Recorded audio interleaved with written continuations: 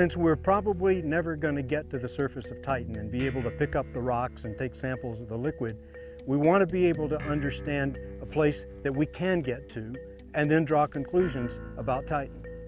We believe that geology is geology everywhere.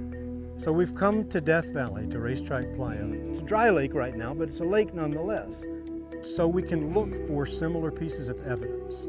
The reason we do that is we can crawl around Death Valley and measure things. We can find out what's happening. We can find out what causes the evidence to occur.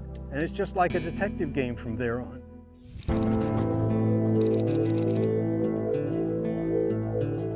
So whenever you have a high thing next to a low thing, you can be sure that something's going to happen.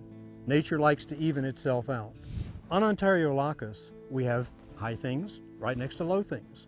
So the rainfall is going to move the material from the high to the low, and it's going to form these same alluvial fans that where material washes out from the gully like it does here, and it's going to flow the material down to the lake bed.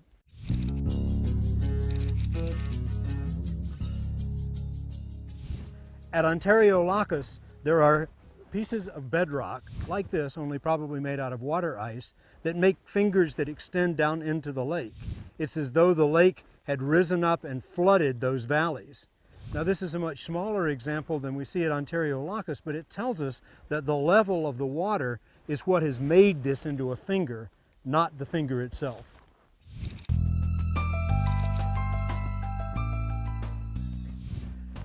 On Titan, we think that the lakes are filled by seasonal drainages.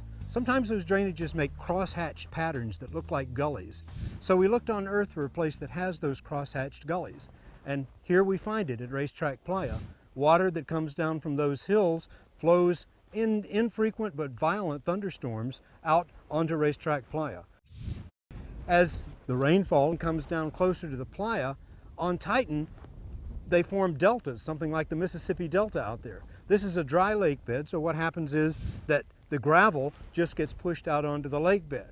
And that's a clue that what's happening on Titan is a fluid, not a dry lake bed. So by studying the relationship between the evidence and the events here in Death Valley, where we can measure them, we can connect that same set of evidence to the events that might have happened on Titan. It's important because if we're going to find life somewhere else in the universe, it has to have something in common with the one place that we know has life, and that's here.